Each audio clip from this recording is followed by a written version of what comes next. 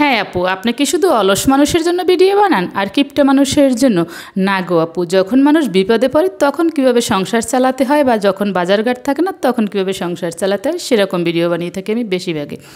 আসসালামু আলাইকুম, কেমন আছেন সবাই? আশা করি ভালো আছেন। আমি আল্লাহর রহমতে আপনাদের তাই অনেক ভালো আছি। চলে আসলাম আকিজ জার্নি থেকে, আমি আঁকি।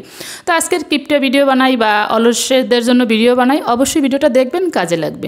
তাই যে এখানে ছিল মাত্র 2 টুকরো মাছ, রুই মাছ। মাছটাও বেশি বড় ছিল না, ছোট ছোট মানে মিডিয়াম টাইপের মাছগুলো ছিল। তো আমি এগুলো ভালোভাবে ধুয়ে পরিষ্কার করে ছোট ছোট পিস করে কেটে নিয়েছি। এবার এটাকে আমি ভালোভাবে ফ্রাই করব।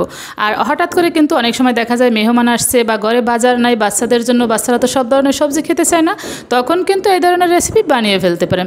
তো মাছগুলোকে আমি কড়া একটা ভাজি করে নিয়েছি। এরপরে এই যে এখানে দিয়ে দিলাম কিছু রসুন। রসুনগুলো আস্তই ছিল, তো রসুনগুলো পরিমাণে এতটা বড়, সেই জন্য আমি মাঝখান থেকে একটু 2 ভাগ করে নিয়েছি। আপনারা চাইলে আস্তাও দিতে পারবেন, কোনো ব্যাপার না। তাই যে আমি রসুনটা একটু ভালোভাবে বলতে আমি একদম মানে সেদ্ধ করব না, কারণ যেহেতু এটা আবার রান্না হবে সেই জন্য আমি কিছুটা ভেজে তুলে নেব তেল থেকে। আর নর্মাল রান্নার থেকে রান্নাটা একটু তেলটা বেশি দেবেন, কারণ যেহেতু এই একটাই তরকারি দিয়ে আমরা খাবো, সেই জন্য একটু তেল মরিচ সব কিছু আমি বেশি দিয়েছি। তো মাছগুলো ভাজি করার পরে আমি তুলে এক সাইড করে রেখে দেবো। এরপর আমি অন্য মানে যে উপকরণ লাগবে সেগুলো দেবো। এখানে দিয়েছি গুঁড়া মরিচ, হলুদ গুঁড়া, তারপরে সামান্য একটু জিরা গুঁড়া, 1 চিমটি ধনিয়া গুঁড়া, আর পেঁয়াজ বাটা, রসুন বাটা, ব্যাস এতটুকু। আপনারা চাইলে কিন্তু এখানে আদা বাটা, জিরা বাটা সব কিছু দিতে পারেন, তো আমি এত মশলা দিব না। তো এই যে আমি ভাজি করে যে মাছ আর রসুনগুলো রেখেছিলাম সেগুলো এখন ভালোভাবে কষিয়ে নেব। আপনারা এক্ষেত্রে চাইলে কিন্তু কিছুটা মানে মাছের যে পিসগুলো যে সাইজ করে কেটেছেন ওই সাইজ করে কিছুটা আলু মানে কেটে দিতে পারেন, সেক্ষেত্রে একটু মানে পরিমাণটা বাড়বে। আর এই যে আমি একটা ভালোভাবে কষিয়ে এখানে আমি ইউজ করব কিছুটা ফ্রোজেন পেঁয়াজকলি।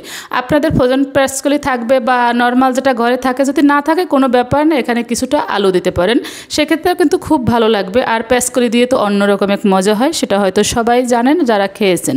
তাই যে এখন আমি এটাকে ভালোভাবে কষাতে থাকবো। আর এটা থেকেই পানি বের হবে, যেহেতু এটা ডিপ ফ্রিজে ছিল, সেই পানি দিয়ে আমি কষিয়ে নেব ভালোভাবে। আর এরকম করে রান্নাটা শেষ করে ফেলবো।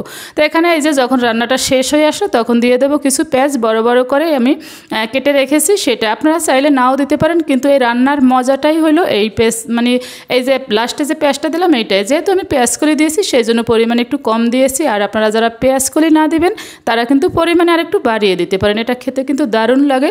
তবে পেঁয়াজ দেওয়ার পরে কিন্তু আমি বেশিক্ষণ রান্না করবো না, জাস্ট 2-4 মিনিট একটু নাড়াচাড়া করে নেব, যাতে করে পেঁয়াজের কাঁচা কাঁচা যে ভাবটা আছে সেটাও না থাকে, আবার একবারে সেদ্ধ না হয়ে যায়।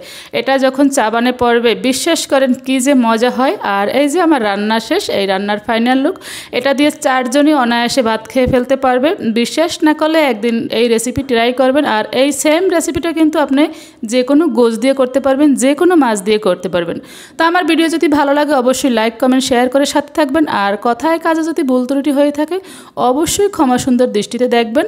আবারও আপনাদের সাথে দেখা হবে অন্য কোনো ভিডিওতে। দেখতে থাকেন আমার ভিডিওটি আর আমার জন্য দোয়া করতে থাকুন। আল্লাহ হাফেজ, আসসালামু আলাইকুম।